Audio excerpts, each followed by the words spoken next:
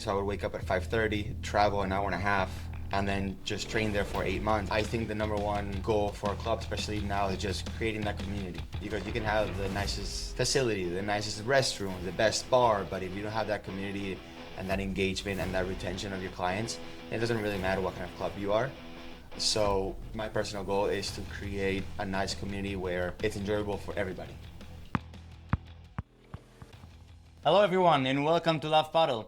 Today I ended up bringing Nico, the one that organizing the women competition here at I-95 Padel, the one that organizing many social events here in the Miami scene, the one that helping shape how is Padel gonna look in Miami, and I would say in the USA, right here in my office. Thank you very much for joining us today. Thank you, Adam, very much for inviting me. We'll start with knowing how we can find you on social media. It's Nico, Nico _CLERC. I'm going to tag you down below so everyone that want to get in touch with you right after and book you for a coaching lesson, ask you about competition, ask you about organizing event with them, you will be available for them right there. Perfect, thanks. I want to start with just a quick introduction and try to understand who is Nico. If you want to tell me in your words, how did you ended up here in Miami and how did you ended up in the paddle industry? What an introduction, first of all. Thank you so much. Nico, in the paddle industry, paddle addict.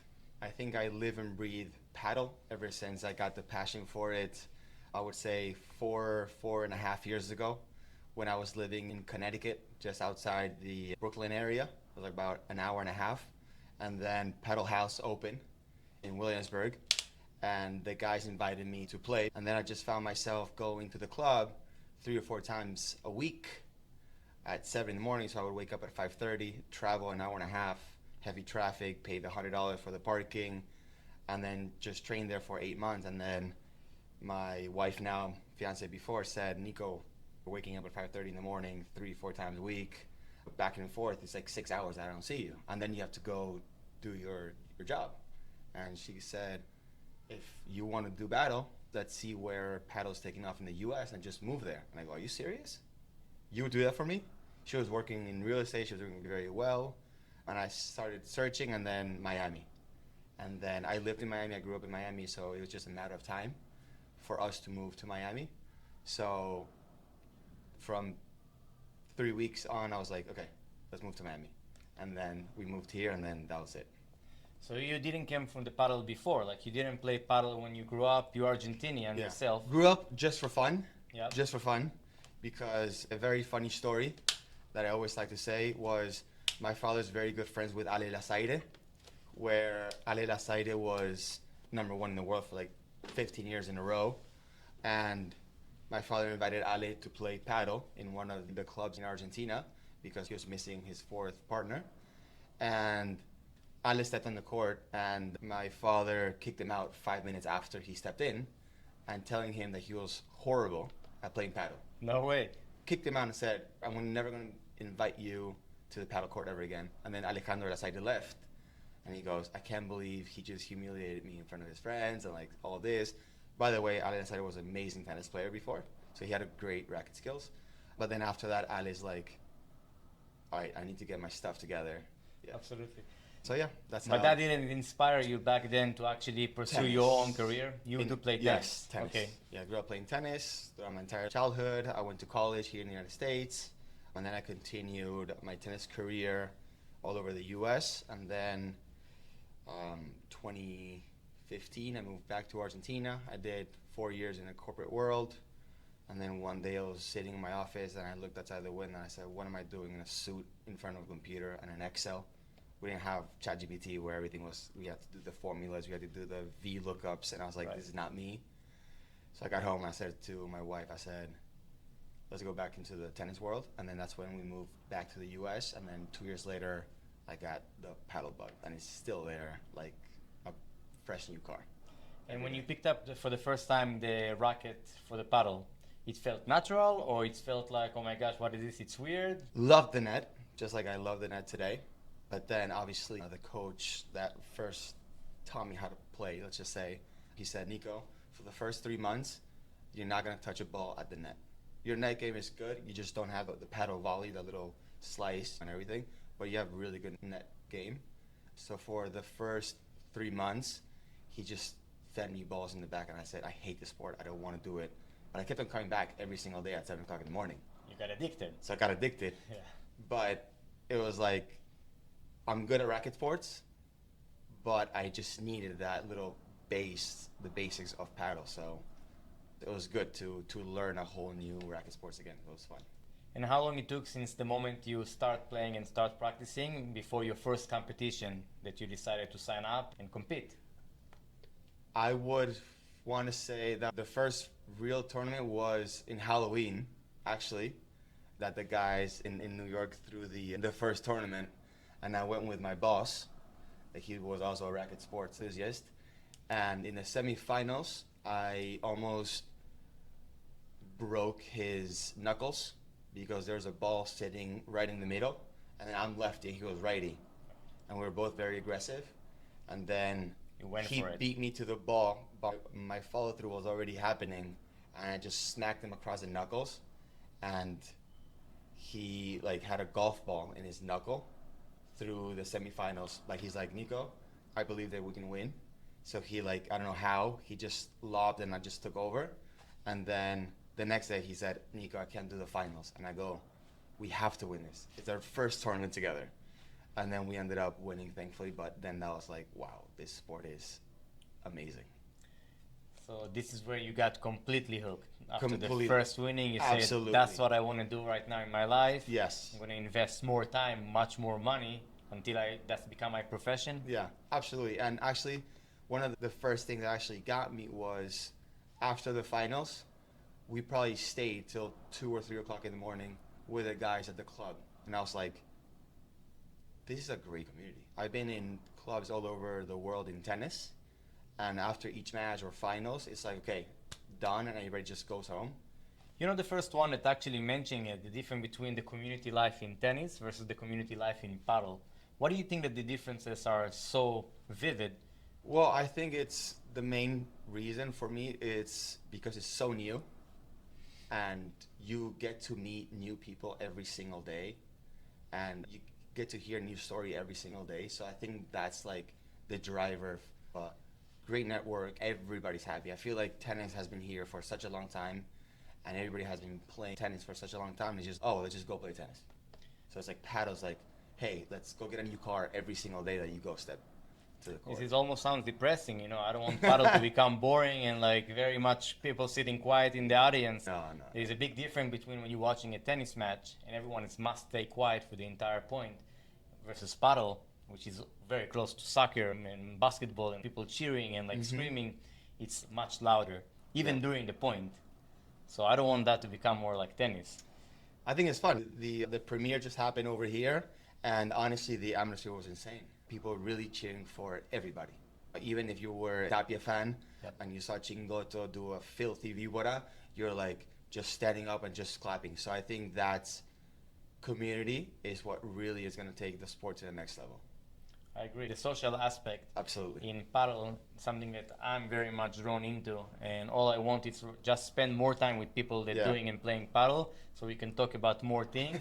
And I see myself spending hours watching matches right now, and all of the games that just happen and happening for Premier Paddle.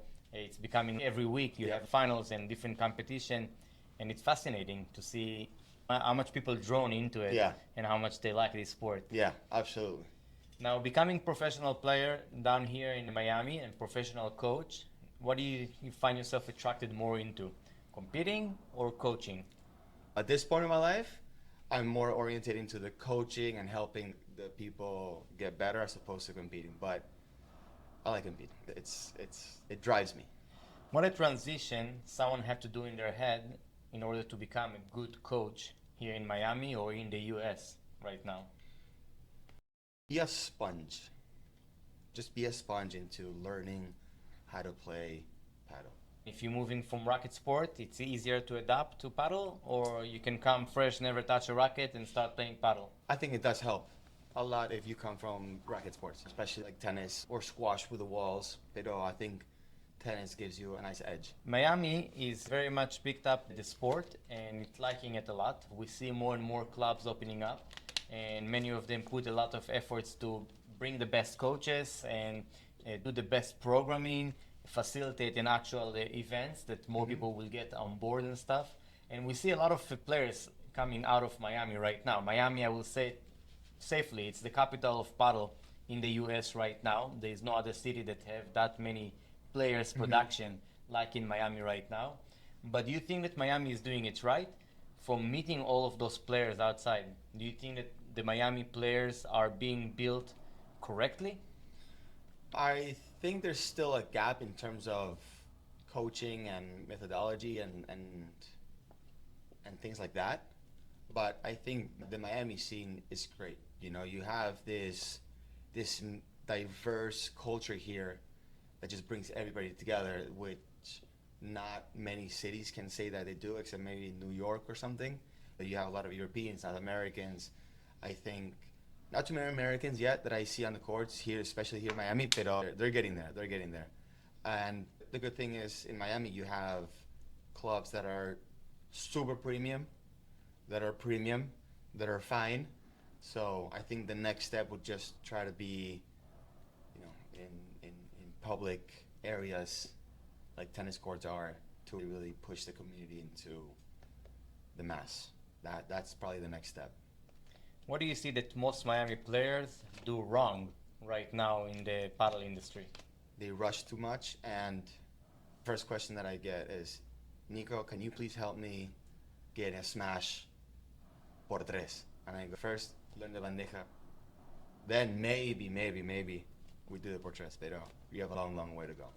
What is the most useful shot that someone should practice the most before they doing anything else? Sí. You say the bandeja. At the net, no, I would want to say like the volleys. Bandejas, I think, is just the hardest, just because you don't really hit that shot in any other racket sports.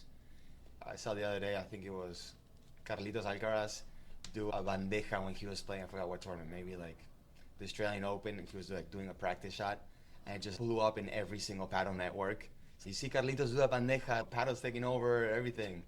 You don't really see that. But just the walls. The walls. If you grind it out in the walls, I think everything else is gonna slow down for you, and then you're gonna be able to manage the game much easier if you learn the walls.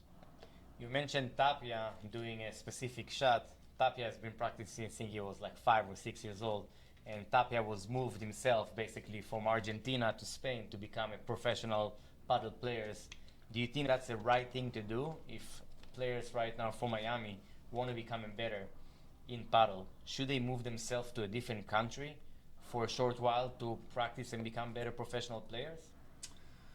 Look, if you have the resources, I think that you can do it here in the United States, but I think it's financially better if you're gonna devote yourself into paddles 6-7 times a week to go 100.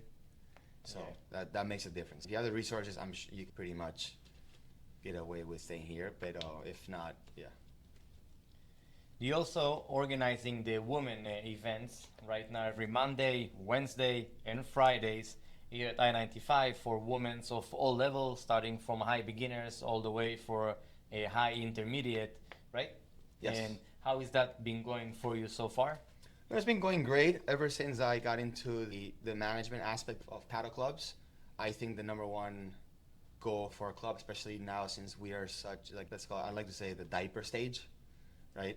The diaper stage in paddle is just creating that community, because you can have the nicest facility, nicest restrooms, the best bar, but if you don't have that community and that engagement and that retention of your clients, then it doesn't really matter what kind of club you are.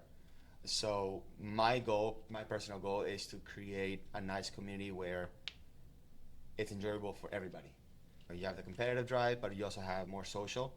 So my goal, since I stepped into this management kind of role 2.5 years ago, was creating that community so clubs can really benefit from that.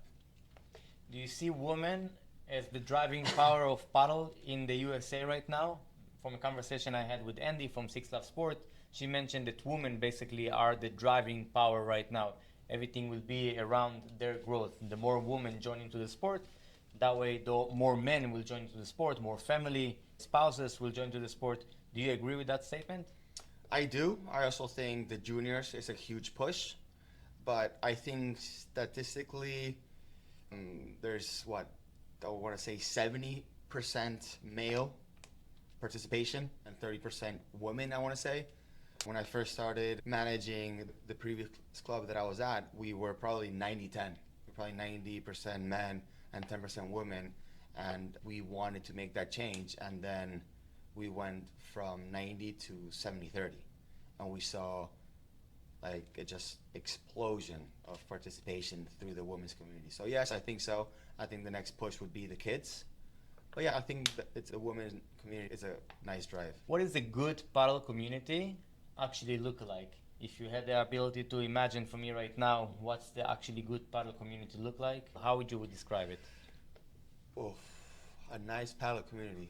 Oof, that's a nice question. I think a nice community would be when you see everybody on the court and off the court just enjoying themselves. I think that's where you build a nice community, and I think that's my biggest driver, and that's where I want to be focusing, where you see people inside competing but also enjoying themselves. Like even if your partner's missing, hey, it's okay, let's go get the next one. And then outside, the four of us can just chat and go have a juice or doing this. So I think if that answers the question, if that... It is answer. Paddle community, what I understand from See. the word that's coming out of your mouth, it's big community of friends. Exactly. Friends that are on the court Right. and off the court. Yep. Like we're meeting in the court, and even though we are competing with each other, I You find step outside of the court. Yeah. you see someone messing up, even if it's your competitor, and on the other side, you say, "Oh man, next time come slower. Just try to bring it. Like let's get this point going farther." And when the game is finished, we're walking outside or we're sitting up on the everything's bar okay. and we're having a wonderful time, and we are Absolutely. like analyzing our games together. And Yep. we all want to get others become better and better in the Yeah. sport. Yeah. So that's like a good paddle community. Yes. Now, for players that will come to paddle, how would you coach them or guide them to balance between the competition drive and that want them to play more and practice more and win more and like becoming aggressive players, to preserve the fun and preserve what paddle it's all about? The community, the culture. Yeah. You can still compete, but don't forget why we are all gathered together for. How would you do that? That's tough because I think those are like two different verticals in terms of competing, because I have clinics where I have advanced players, but I also have competition players. On the advanced, they miss a shot and it's okay, I can get the better, I can do better the next one. And the competitions are like super upset about getting the ball wrong, and they just transform and just bad experience for everybody. So just put them in two different pots, I would call it. Right? So you say that there is a difference. If you are going pro competitors, Yes, it's a whole different mindset I think so. versus if you just here to play to become the best of your ability. Yes, I think it's two different ones. I think it's two different. I think both worlds at the end, like outside of the court, they collide. Outside of the court, everything's fantastic, so you bring that community out. But just like inside, I think differencing those two are crucial. There are so many opportunities in paddle right now, especially in America, because it is just starting to pick up, and we see more and more cities around America that picking up this sport right now. For those that watching the show that want to get involved into the paddle world, what areas would you recommend them to go into? I think the opportunities are endless. You can have from creating different leagues. You have the NPL, who just last year I think closed their first season. They had 1,900 people. Then you have another Miami League who also had 300 people. You have a Six Love League with the biggest women's community, and it's all across the nation. You also have these retreats that people go to Spain, they go to Argentina, they go to Costa Rica. The media part of it, the coaching side of it, the investment part of it, the clothing, the paddles, the where you can design whatever you want, the graphics, the events. I mean, it's just everything's out there. So if you really want to do it, you just have to have passion for it and the courage to just jump on it and say, hey, listen, I'm going to do this because I truly believe in this, and just go for it, and you have to enjoy the ride, because it's tough. It's not easy. It's tough. Pero it's worth every single little small headache. That's leading me to the wrapping question of my interview with you. Where does Nico Clerc see the paddle industry in 5 more years from today? In 5 more years, I would want to say over 20,000 paddle courts in the US, offering scholarships, having more professional tournaments in the US. Do you see yourself in the paddle industry 5 more years from today? 50 years from today. 50 years from today. Absolutely. I don't think paddle is going anywhere. Everybody always tells me no because it's just a thing. It happened in the 90s, happened in the early 2000s. I think this time is very different, and I think paddle's here to stay, and it's going to be a nice ride. So you don't see paddle as a trend, you see paddle as a thing that is right now just made bigger steps into our life, and it's never going to leave anymore. I think it's here to stay. There are not many people out there that playing and competing and that passionate about paddle and that confidence that paddle is here to stay. So I'm grateful that we got to speak right now. I'm grateful that we got to work together. I'm grateful that there are so many things in our horizon that we're already planning on doing together. The community don't even have an idea of what is coming their way. I think that some of them have the idea, but the most like just here for the ride. So I'm glad that we had this chance. I'm glad that we're doing it that early for the life of the channel, and I'm looking forward to doing more business with you. Thank you. Thank you so much for having me. Thank you. Appreciate it. Thank you very much for joining Love Padel. Here at Love Padel, we will bring you everything that's related to the paddle world. We keep you informed. We bring the best players, the best coaches, the best facilitators, the best people that's going to shape how paddle will look like in the future. And for you, we'll see you on the court.